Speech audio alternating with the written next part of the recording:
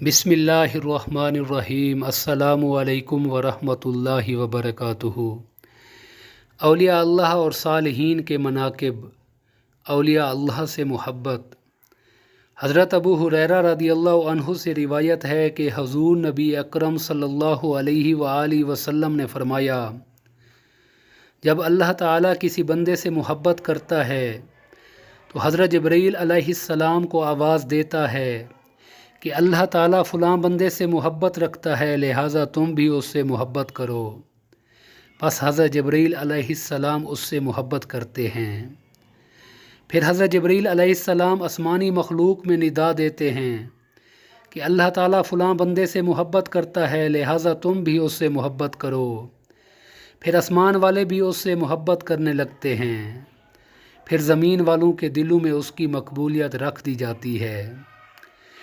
اللہ پاک کا قرب پانے کا طریقہ۔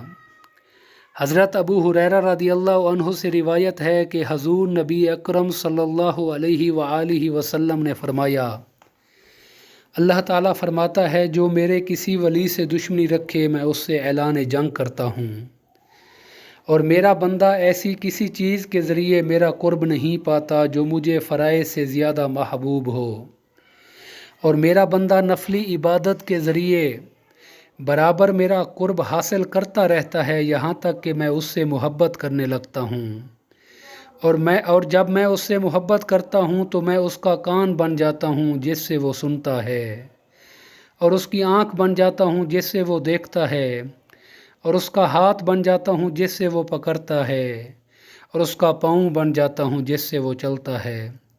اگر وہ مجھ سے سوال کرتا ہے تو میں ضرور اسے عطا کرتا ہوں، اور اگر وہ میری پناہ مانگتا ہے تو میں ضرور اسے پناہ دیتا ہوں۔ میں نے جو کام کرنا ہوتا ہے اس میں کبھی اس طرح متردد نہیں ہوتا جیسے بندہ مومن کی جان لینے میں ہوتا ہوں۔ اسے موت پسند نہیں اور مجھے اس کی تکلیف پسند نہیں۔ قیامت کے دن اولیاء اللہ کا مقام۔ حضرت عمر ابن خطاب رضی اللہ عنہ سے روایت ہے کہ حضور نبی اکرم صلی اللہ علیہ وآلہ وسلم نے فرمایا، بے شک اللہ تعالیٰ کے کچھ ایسے برگزیدہ بندے ہیں جو نہ انبیاء کرام ہیں نہ شہداء۔ قیامت کے دن انبیاء کرام علیہ السلام اور شہداء انہیں اللہ تعالیٰ کی طرف سے عطا کردہ مقام دیکھ کر ان پر رشک کریں گے۔ صحابہ کرام رضی اللہ عنہم نے عرض کیا، یا رسول اللہ صلی اللہ علیہ وآلہ وسلم، آپ ہمیں ان کے بارے میں بتائیے کہ وہ کون ہیں۔ آپ صلی اللہ علیہ وآلہ وسلم نے فرمایا، وہ ایسے لوگ ہیں جن کی ایک دوسرے سے محبت صرف اللہ تعالیٰ کی خاطر ہوتی ہے، نہ کہ رشتہ داری اور مالی لین دین کی وجہ سے۔ اللہ تعالیٰ کی قسم ان کے چہرے نور ہوں گے اور وہ نور کے ممبروں پر ہوں گے۔ انہیں کوئی خوف نہیں ہوگا جب لوگ خوف زدہ ہوں گے، انہیں کوئی غم نہیں ہوگا جب لوگ غم زدہ ہوں گے۔ پھر آپ صلی اللہ علیہ وآلہ وسلم نے یہ آیت تلاوت فرمائی، خبردار، بے شک اولیاء اللہ پر نہ کوئی خوف ہے اور نہ وہ رنجیدہ و غمگین ہوں گے، جنہیں دیکھنے سے اللہ پاک یاد آ جائے۔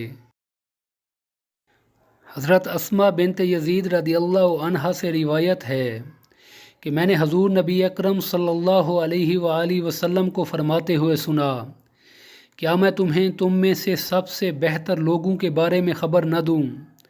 صحابہ کرام رضی اللہ عنہم نے عرض کیا، یا رسول اللہ صلی اللہ علیہ وآلہ وسلم، کیوں نہیں؟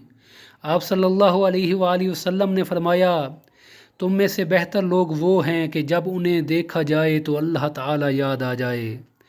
اولیاء اللہ کی نشانی۔ حضرت عبداللہ بن عباس رضی اللہ عنہ سے روایت ہے کہ حضور نبی اکرم صلی اللہ علیہ وآلہ وسلم سے اولیاء اللہ کے متعلق پوچھا گیا تو آپ صلی اللہ علیہ وآلہ وسلم نے فرمایا، وہ لوگ اولیاء اللہ ہیں جنہیں دیکھنے سے اللہ یاد آ جائے۔ اولیاء اللہ کی نشانی۔